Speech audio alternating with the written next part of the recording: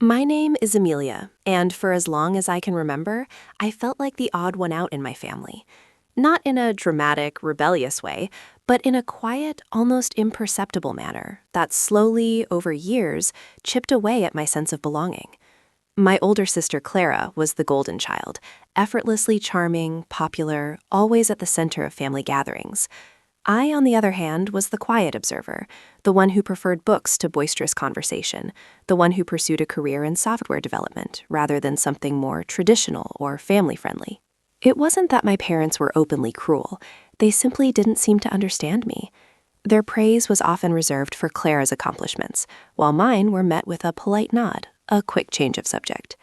As I grew older and moved away for college, then for my career, the distance between us widened, becoming less geographical and more emotional. I'd visit for holidays, try to bridge the gap, but it always felt like I was an invited guest rather than a cherished family member, always on the periphery of their laughter and shared memories. There was one exception, one unwavering beacon of warmth and acceptance in my life, my Grandma Rose. She was everything my immediate family wasn't: kind, empathetic, genuinely interested in my life, my thoughts, my dreams. Grandma Rose saw me, truly saw me, and loved me for exactly who I was. Her house, with its scent of cinnamon and old books, was my sanctuary. Her stories, her gentle wisdom, her unwavering belief in me were the anchors that kept me grounded. We had a special bond, a silent understanding that transcended words. She was my confidant, my biggest cheerleader, and the only person whose opinion truly mattered to me. My career in tech had taken off in ways I never anticipated. I'd worked incredibly hard, long hours, often sacrificing my personal life, but it had paid off. I was financially independent, living comfortably, and for the first time, truly proud of what I had built. This success, ironically, seemed to further alienate me from my family. Clara, who had married young and settled into a more conventional life, would often make veiled comments about my fancy lifestyle or my unreachable schedule. My parents would nod along, reinforcing the narrative that I was somehow too busy, too important, too different to be truly part of their world. Then came the Christmas of last year. I'd been looking forward to it, despite everything. I'd even cleared my schedule, turning down an exciting work trip, hoping to make a genuine effort to connect. I'd bought thoughtful gifts, planned my travel. A week before Christmas, I called my mom to confirm the details, the time, if she needed help with anything.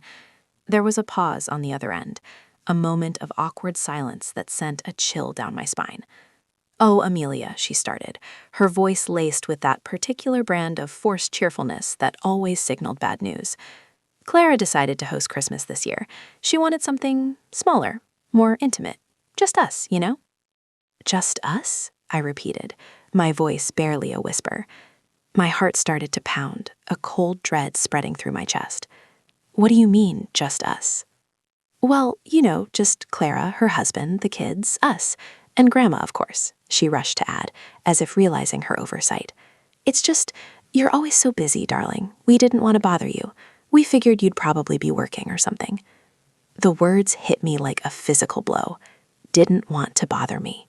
Figured I'd be working. It was a dismissal, a polite, sugar-coated rejection. I wasn't just the odd one out. I was out, excluded, uninvited, for a smaller, more intimate gathering that included everyone but me. The sting was sharper than any previous slight, precisely because I had cleared my schedule, because I had tried. It wasn't an oversight, it was a deliberate choice. My own family, my own parents, had consciously decided I wasn't welcome at their Christmas table. I mumbled something incoherent about understanding, about having other plans anyway, and hung up before the tears could fully escape. I walked to my window, looking out at the glittering city lights, feeling an emptiness so profound it ached.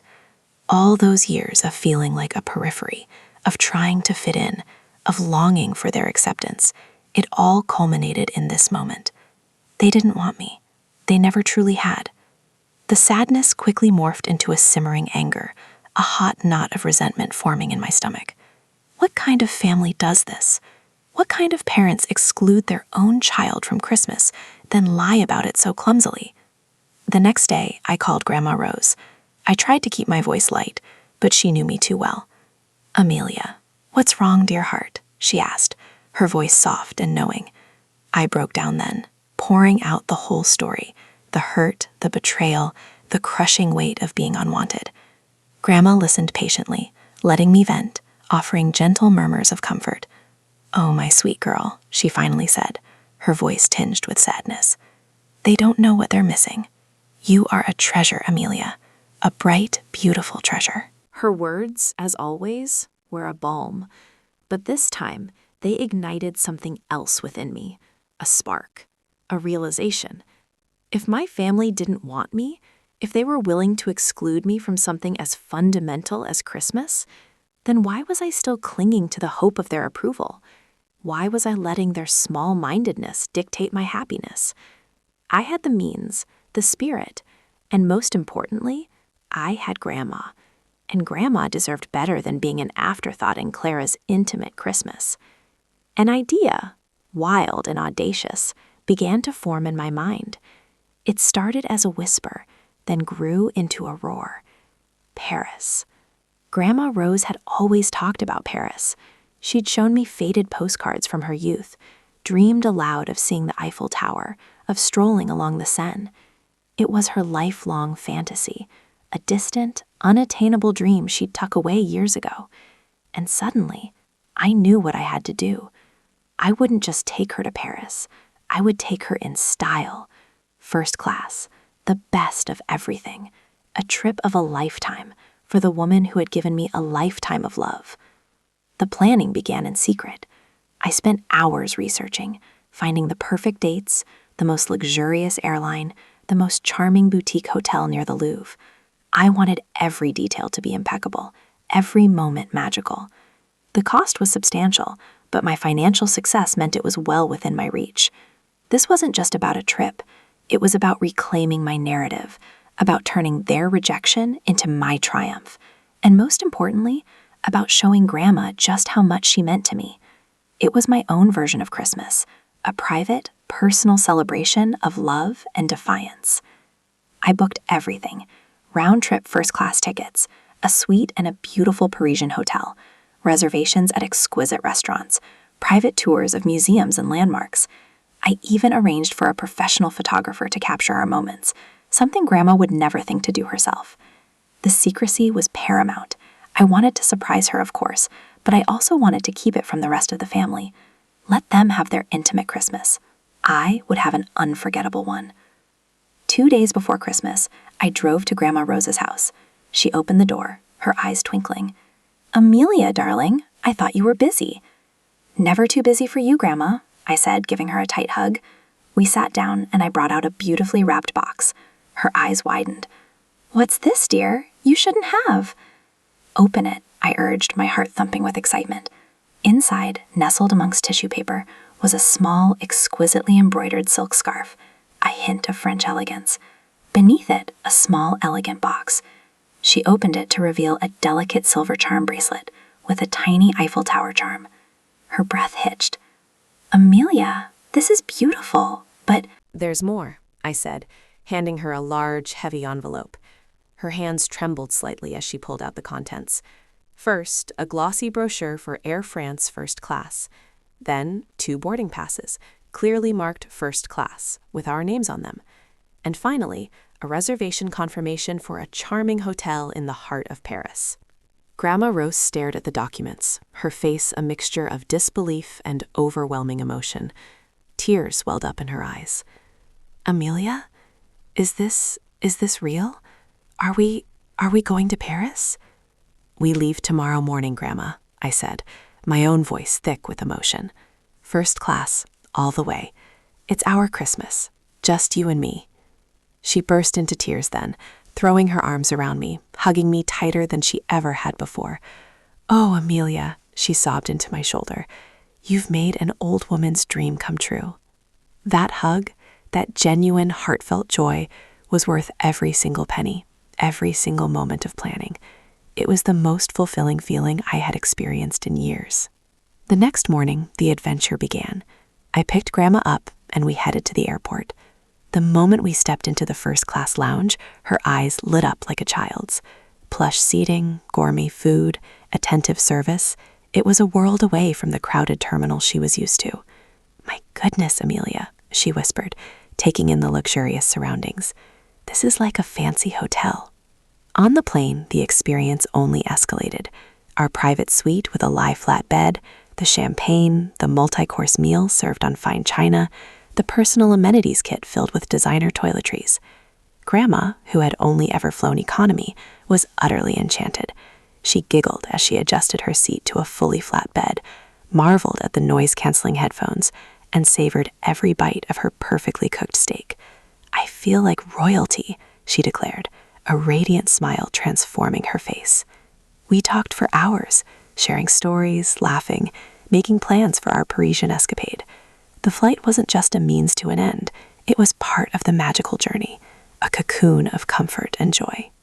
Paris was everything she had ever dreamed of, and more.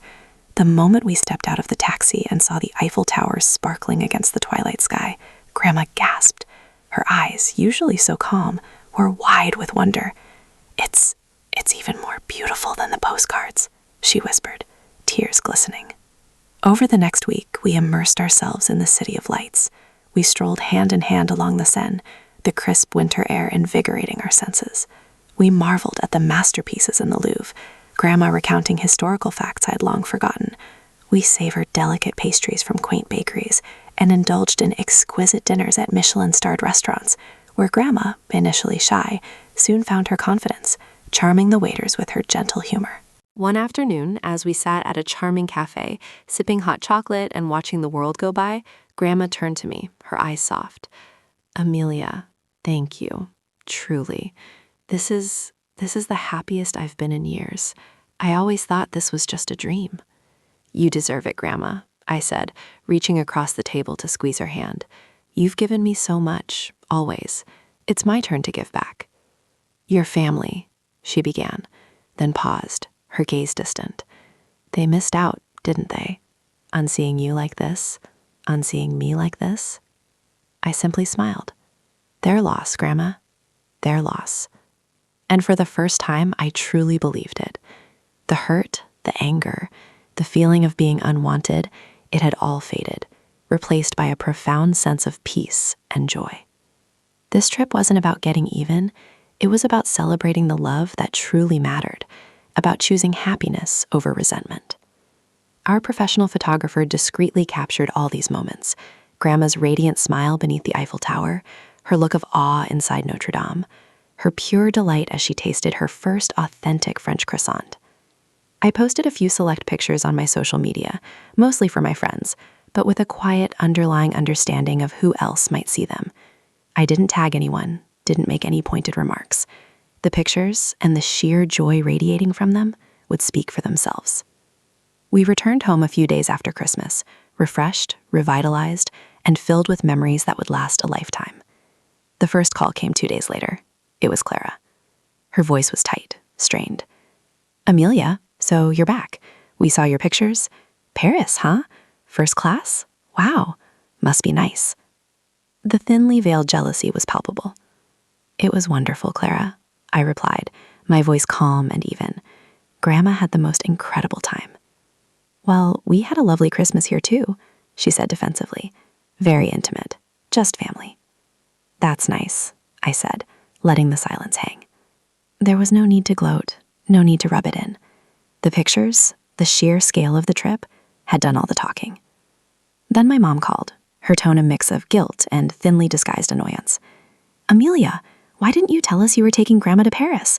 We had Christmas plans. She missed Christmas with us. You had your Christmas plans, Mom, I gently corrected her. And you told me I wasn't invited, remember? As for Grandma, I thought she deserved a truly special Christmas, one where she felt cherished, not just an obligation. There was a long silence on the other end. Well, she finally huffed, it just seems a bit extravagant. And to not tell us? It was my gift to Grandma, I said, my voice firm. And it was perfect. The calls continued over the next few weeks, a mix of mild scolding, backhanded compliments, and transparent attempts to understand how I could afford such a trip. I remained polite, distant, and utterly unbothered. The truth was, their reactions no longer held any power over me. Their exclusion had been a painful wound, but it had also been a catalyst. It had forced me to reevaluate my priorities, to understand where my true value lay, and to direct my love and resources to those who genuinely reciprocated it. My relationship with my immediate family didn't magically improve. If anything, it settled into a new, more honest, distant dynamic. They still didn't truly understand me, and I finally accepted that. But with Grandma Rose, our bond was stronger than ever. The pictures from Paris adorned her living room, a constant reminder of our magical Christmas. She often recounted stories from the trip, her eyes sparkling with youthful energy, her voice filled with joy. I realized then that the best revenge isn't about hurting those who hurt you. It's about finding your own happiness, about investing in the relationships that truly matter, and about showing those who cast you aside exactly what they missed out on. My family may have excluded me from their small, intimate Christmas, but in doing so, they gifted me the opportunity to create a truly grand, unforgettable one. And for that, ironically, I was profoundly grateful.